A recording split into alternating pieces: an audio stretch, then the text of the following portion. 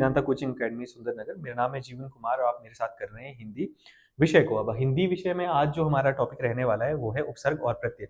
देखिए, उपसर्ग और प्रत्यय की बात करते हैं तो ये विषय आपका जो आपकी परीक्षा के दृष्टि से अगर हम देखें ना, अत्यंत ही महत्वपूर्ण टॉपिक है। यहाँ से आपको हर वर्ष कहीं ना कहीं एक दो प्रश्न तो आपको देखने को मिल ही जाते हैं। यहाँ से काफी क्वेश्चन पूछे जाते हैं। अगर आप देखोगे तो हमेशा से ही दो तीन कई बार उससे अधिक भी हो सकते हैं, परंतु ये है काफी इंपॉर्टेंट। जैसे ही आपका संधि विच्छेद इंपॉर्टेंट है, उसी प्रकार से ये सब्जेक्ट, ये टॉपिक भी काफी इंपॉर्टेंट रहता है ना। तो अगर आपको संधि और उस विषय की जो हम ऑलरेडी कंप्लीट कर चुके हैं वहां का अगर आपने पढ़ा होगा, तो वहां के साथ इस विषय को समझने में काफी आसानी होती है। तो आज का हमारा जो विषय है उपसर्ग, ठीक है, उसकी परिभाषा उदाहरण देखेंगे, प्रकार क्या क्या होते हैं, प्रत्यय, परिभाषा उदाहरण, उसके भेद एवं कुछ प्रीवियस ईयर क्वेश्चन देखेंगे और फिर इसके साथ ही हम कुछ एक अभ्यास प्रश्न भी करेंगे। तो देखिए, उपसर्ग अगर हम बात करते हैं तो क्या है उपसर्ग आपका, कि जो एक ऐसा शब्द ना जो आपके मूल शब्द के आगे जुड़ करके एक नया शब्द बनाता है। उसी प्रकार से आपका प्रत्यय है जो आपके साधारण भाषा में अगर हम बात करें तो कैसा होगा, ये आपके मूल शब्द के पीछे लग करके एक नया शब्द जो है वो बनाता है, इजाद करता है, तो उन्हीं को हम प्रत्यय कहेंगे। आइए देखते हैं अब है क्या आपका। तो जैसे निराशा की अगर हम बात करें तो देखिए, संधि क्या होगी, निह जमा आशा, ये होगी। अब उपसर्ग क्या होगी, निर्जमा आशा, तो क्या हो गया आपका निराशा, है ना। तो इस प्रकार से रहता है आपका उपसर्ग। अब जो मैंने अभी आपसे बात करी कि जो शब्दांश, मतलब जो शब्दांश मूल शब्द के पहले जुड़कर, है ना, जो मुख्य शब्द होगा, जो मूल शब्द होगा उसके पहले जुड़कर उसके अर्थ में परिवर्तन कर देते हैं अथवा विशेषता उत्पन्न करते हैं, वो क्या कहलाते हैं, आपके उपसर्ग कहलाते हैं। तो सिंपल और साधारण भाषा की अगर मैं बात करूं तो उपसर्ग क्या होगा, जो मूल शब्द के पहले लगता है, पहले जुड़ते हैं आपके, ठीक है, वो क्या होते हैं उपसर्ग। जो बाद में लगते हैं वो क्या होते हैं, आपके प्रत्यय होते हैं। अब कैसे होंगे, जैसे उपसर्ग प्लस मूल शब्द क्या बनता है, नया शब्द। जैसे आशा है, अब आशा के आगे क्या लगा दिया आपने, दुर, तो वो क्या हो गया, दुराशा, है ना, बन गया। ये दुर क्या हो गया यहां पर। अब मान लीजिए इस दुराशा शब्द में से आपको बोलेंगे तो कौन सा जो इसमें, मान लीजिए बोलेंगे कि जी छाटिए आप में, इसमें क्या उपसर्ग है, तो आपने क्या बोलना है, दू तो नहीं है ना, दू तो नहीं है ना, अरे दू नहीं है, क्या होगा आपका दुर जमा आशा, ठीक है ना, क्या बन गया आपका दुराशा। तो ये है आपका जो उपसर्ग रहेगा। फिर उपजमा कार, अब उप क्या है आपकी, उपसर्ग है। अभिजमा नेता, ठीक है, मूल शब्द क्या है आपका नेता, इसके आगे अभी लग गया तो क्या हो गया अभिनेता। तो कौन सा उपसर्ग लगी है यहाँ पे, अभी उपसर्ग लगी है। इसी प्रकार से अब हम देखेंगे उपसर्ग के प्रकार कितने होते हैं। तो पहला होता है आपका संस्कृत के उपसर्ग, फिर होते हैं आपकी उर्दू के उपसर्ग, फिर कुछ हिंदी के होते हैं। उपसर्ग की तरह प्रयोग किए जाने वाले कुछ संस्कृत के अवयव शब्द होते हैं जो उपसर्ग की तरह प्रयोग किए जाते हैं, इनको भी हम देखेंगे। तो संस्कृत के उपसर्ग कौन से हैं, जैसे सम, अव, निर, दुस, दुर, है ना, नि हो गया, अधि हो गया और अति हो गया। तो सम के साथ क्या जुड़ गया, सम जमा संस्था, जैसे संस्था होगी सम जमा स्था, संस्था, है ना, सम जमा मान सम्मान, है ना, सम जमा गति संगति, उसी प्रकार से सम जमा कार संस्कार, ठीक है, सम जमा पूर्ण संपूर्ण। फिर अव के साथ क्या होता है, गुण के साथ अव लगा गया अवगुण, ठीक है, अव जमा नति अवनति, ठीक है, अव जमा तरण अवतरण। उसी प्रकार से निर कौन सी है आपकी, निर्जमा बल, निर्बल हो गया, निर्जमा जन, और ये ना आधा र लग रहा है यहाँ पे, तो ये र जो है वो ऊपर चला जाएगा, है ना। जब देखो ये जो आधा र लगता है ना आपका, जिसकी हम बात कर रहे हैं, निर की बात कर रहे हैं, तो निर्जमा बल हो गया, तो ये र जो है वो कहां चला गया, ये ऊपर, फिर क्या हो गया आपका निर्जमा निर्बल, आधा र ऊपर दिखता है जो पूर्ण नया शब्द बनता है, तो निर्बल, है ना, फिर निर्जमा जन निर्जन, निर्जमा धन निर्धन, निर्जमा मान निर्माण। उसी प्रकार से आपका दुस, अब ये स जो है आपने याद रखना है, तो कई बार ये डबल स की तरह लगता है, दो बार इसका जो पुनरुक्ति होती है, कई बार इसको श की तरह, तो दुस जमा कर्म, दुष्कर्म, दुस जमा चरित्र, दुष्चरित्र, ठीक है, दुस जमा साहस, ये तो ये क्या हो गया साहस ना, साहस आपका मूल शब्द है, इसके आगे दुस लग गया तो क्या हो गया आपका, फिर इसकी पुनरुक्ति होगी दुस्साहस, है ना। इसी तरह से आपका क्या है, आपका दुष जमा कर्म दुष्कर्म, ठीक है, दुर्जमा दशा दुर्दशा, दुर्जमा दन दुर्जन, है ना। ये है आपकी क्या है, ये सारी संस्कृत के उपसर्ग हैं। इसी प्रकार से आपका जो अधि रहेगा, जैसे अधि जमा कर अधिकार, अधि जमा पति अधिपति, है ना, अधि जमा यक्ष अध्यक्ष। अब ये भी देख लेना, इधर जरूर देखिए, अधि मा अक्ष, ठीक है, तो यहां पे संधि क्या हो रही है, ई जमा आ, य, है ना, अयादि जिसको आप बोलते हो यादि, तो अधि जमा अक्ष अध्यक्ष। अब संस्कृत के अति जमा उत्तम अत्युत्तम, अति जमा अंत अंत्यंत, अति जमा काल अति काल, अति जमा आचार अत्याचार। ठीक है, इसी प्रकार संस्कृत के उपसर्ग उदाहरण सहित, तो संस्कृत के कौन से उपसर्ग होंगे, जैसे सु, डॉल में आपका सु क्या है, उपसर्ग है। अवसर में सु क्या है, सुअवसर है। ठीक है, गम में क्या है आपका, सुगम है। उत में, उत्थान में क्या है, उत्थान।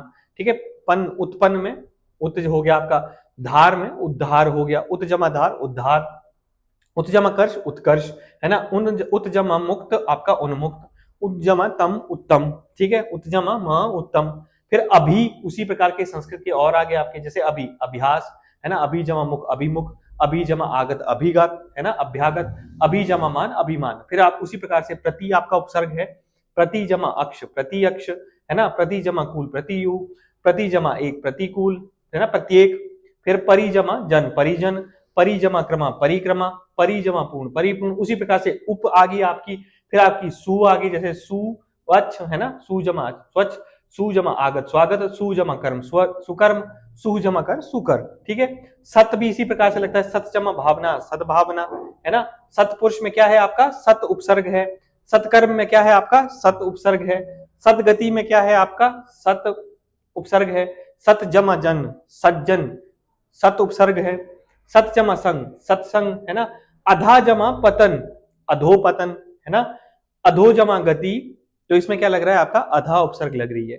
फिर मान में अप, ठीक है, अपयश में अप, अपहरण में अप, ठीक है, अपराध में अप। इस प्रकार की आपकी उपसर्ग जो है वो आपकी संस्कृत के रहेंगी। अब हिंदी के क्या है, जैसे निषेध अर्थ में अगर हम देखें तो अन, जो कि निषेध होता है, मतलब अनमोल। ठीक है, जान का अनजान, कहा का अनकहा। ठीक है, अनदेखा में अन क्या है आपका, उपसर्ग है। फिर अध आधे अर्थ में, जैसे अध जला, है ना। फिर अध खिला, है ना, खिलने में अध लग गया, वो हिंदी की उपसर्ग होगी आपकी। फिर अध पका, है ना, पकने में अध पका। फिर अध मरा, मरने में अध मरा। तो जहां का मतलब आधे अर्थ में होता है, अन का मतलब हम निषेध में लेते हैं, उन मतलब एक काम है, जैसे 29। अब 30 से एक कम क्या हो गया, उन, मतलब 30 से एक कम 29, है ना। तो ये क्या हो गया आपका, उन क्या है यहां पर, एक उपसर्ग है। उसी प्रकार से 50 से एक कम 49, फिर 60 से एक कम 59, है ना। 60 से एक कम का क्या मतलब है, 59, मतलब 60 से एक कम। तो उन क्या है यहां पर, एक उपसर्ग है, जिसका मतलब क्या होता है, एक कम। ठीक है, फिर भर का मतलब होता है पूरा, जैसे या ठीक, जैसे कि भर पेट। अब पेट भर, यहाँ पे भर क्या है, मतलब पूरा या ठीक, है ना। भरपूर, भरसक। उसी प्रकार से दू भी आपकी हिंदी में आती है, तो इसका मतलब क्या होता है, जैसे बुरा या हीन या विशेष, जैसे दुबला दुकाल। नी का मतलब क्या होता है, अभाव हिंदी में, जैसे निगोड़ा निडर निकम्मा, है ना। अ का मतलब क्या हुआ, अभाव या निशी, जैसे अछूता, है ना, अथा अटल। फिर उसी प्रकार से क जो है आपकी हिंदी उपसर्ग में क्या कहलाती है, बुरा या हीन। जैसे पूत है तो वो क क्या है, उपसर्ग है, कपूत, है ना, कचोट। फिर क आपका बुरा, जैसे कि कुचाल कुचैला कुचक्र, ये क्या है आपके उपसर्ग है सारी। फिर उर्दू और फारसी के उसी प्रकार से कुछ उपसर्ग होते हैं, जैसे ला जब क्या लगता है आपका, बिना, मतलब चार, तो लाचार। लाजवाब में क्या उपसर्ग आएगी आपकी, ला, है ना। उसके बाद लापरवाह में क्या आएगी, आप परवाह में क्या आएगी, ला जो है वो उपसर्ग है। लापता है में क्या है आपकी, ला उपसर्ग है। बद जैसे कि बुरा, अब सूरत का बद लगा दिया, बदसूरत, है ना। बद दिमाग बदमाश। बे में क्या होता है, जैसे बेकाम, है ना, बेअसर, है ना, बेरहम। अब रहम में बेरहम। ये सारी क्या है आपकी उपसर्ग है फारसी भाषा की। कम जिसका मतलब होता है थोड़ा और हीन, कम सिन, कम ख्याल, कमजोर, कम दिमाग, कम जात। इसी प्रकार से गैर, बिना निषेध, जैसे कि कानूनी, तो गैर कानूनी में गैर क्या हो गया आपका, उपसर्ग होगी। खुश और श्रेष्ठता के अर्थ में, जैसे नुमा, तो कैसा है आपका ये जो समा है, खुशनुमा है। गवार कैसा है, खुशगवार है ना, श्रेष्ठता के अर्थ में। खुश मिजाज है ना, खुशबू है। इसी प्रकार से ना, जैसे कि नाराज। अब नाराज में क्या है आपका, ना उपसर्ग है। नालायक, लायक में क्या है, ना उपसर्ग है। फिर नामुमकिन, नादान, नापसंद। इसी तरह से उपसर्ग की तरह प्रयोग किए जाने वाले कुछ हम संस्कृत के अव्यय देखेंगे, जैसे स्व प्लस देश स्वदेश, स्व प्लस धर्म स्वधर्म, तिरस प्लस कार तिरस्कार, तिलस प्रकृत तिरस्कृत, अब आइए देखते हैं, तो ये थे आपके सारे उपसर्ग। अब हम चलते हैं आपके प्रत्यय की तरफ में। तो देखिए प्रत्यय क्या है आपके, प्रत्यय वह शब्द होते हैं, पहले तो आपका अब अगर इसका संधि विच्छेद करेंगे जब, या इसको आप विभाजित करेंगे तो क्या कहलाएगा आपका, प्रति और अय।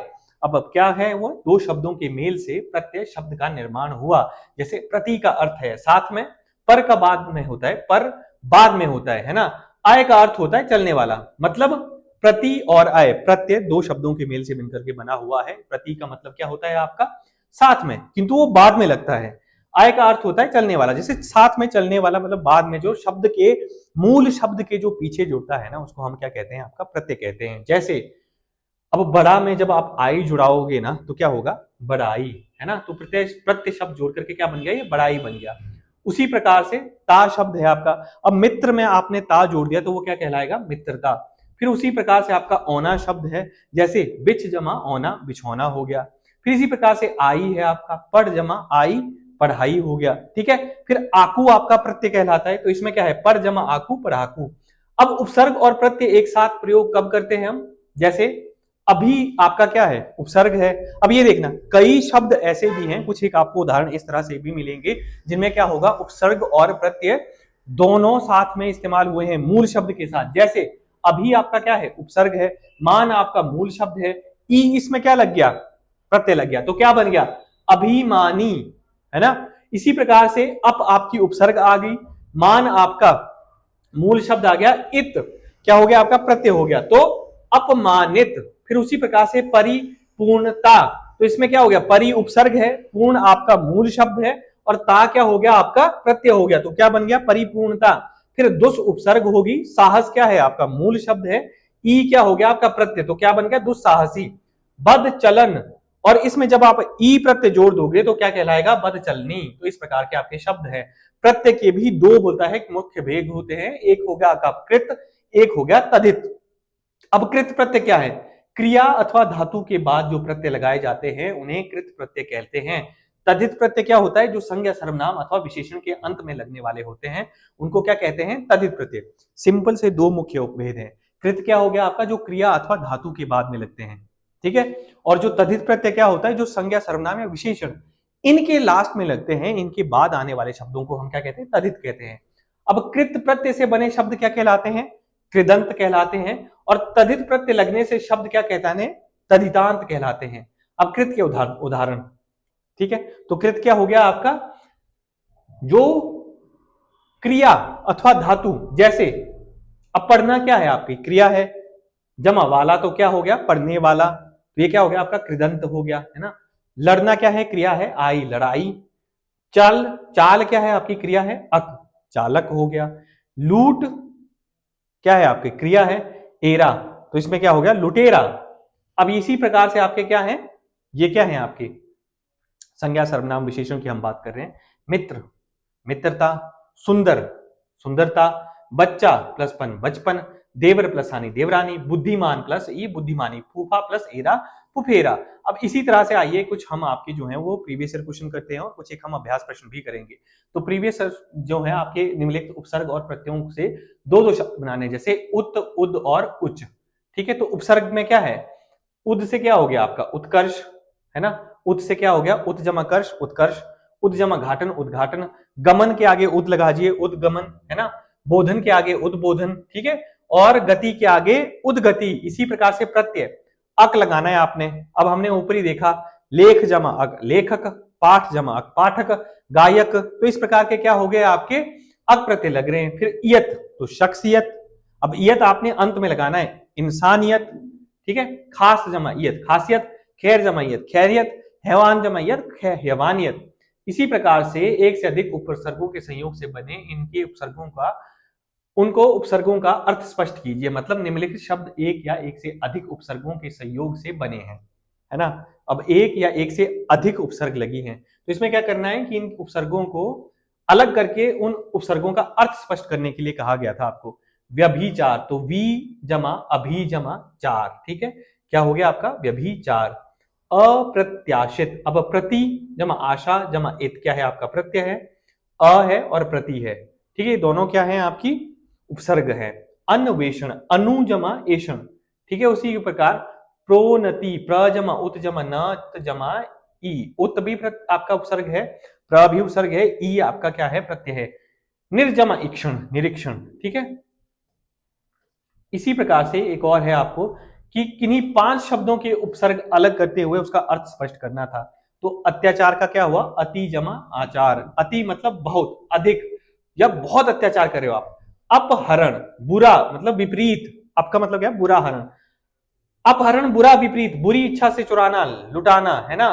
तो इसी प्रकार आपको क्या करना था, यहां पर आपको उसका अर्थ भी स्पष्ट करना था। मतलब अपहरण का मतलब क्या हो गया, अब क्या हो गया, जब हम बोलते हैं बुरा या विपरीत, तो मतलब बुरी इच्छा से जब आप किसी का हरण करते हो तो वो क्या कहलाता है, अपहरण कहलाता है। अत्याचार एक बहुत अधिक हो जाता है कि एक पराकाष्ठा से परे, है ना। तो क्या हो गया, बुरा व्यवहार, बुरा शोषण। अनुज, अनुज क्या होता है, अनु क्या होता है, ज, अनु पीछे छोटा चलने वाला, बाद में जनने वाला, ठीक है। उसी प्रकार से अध्यादेश, ठीक है, अधि जमा आदेश, फिर ऊपर अधिक श्रेष्ठ, विशेषण, आदि आदेश जिसे प्राथमिकता देना होती है। फिर अभ्यर्थी, फिर उसे अभी प्लस अर्थी क्या हो गया, मतलब अभ्यर्थी। फिर उपनिवेश, उप जमा निवेश, फिर उद्घाटन, उद जमा घाटन। इसी प्रकार से कुछ एक और है कि प्रत्येक शब्द में 2 या 2 उपसर्गों को पहचान कर लिखिए। अब प्रति जमा गमन हो गया, निर्जमा वी जमा कार हो गया, ठीक है, सम जमा अनु जमा पात हो गया, सदा सत जमा आ जमा चार, ठीक है, सु जमा वी जमा ख्यात, ठीक है। तो सुविख्यात क्या हो गया आपका, सुविख्यात, ठीक है, ख्यात। वी और सु क्या होगी आपकी, उपसर्ग होगी। तो इसी प्रकार से कुछ एक और हम अन्य अभ्यास प्रश्नों को करेंगे, जैसे किस शब्द में आपका ल प्रत्यय नहीं है, तो ल प्रत्यय किस शब्द में नहीं है, वत्स, वत्सल, ठीक है, वत्स अपने आप में मूल शब्द है, ल लग गया, वत्सल हो गया। श्याम, श्यामल, ठीक है। मंजू और आगे ल, मंजुल।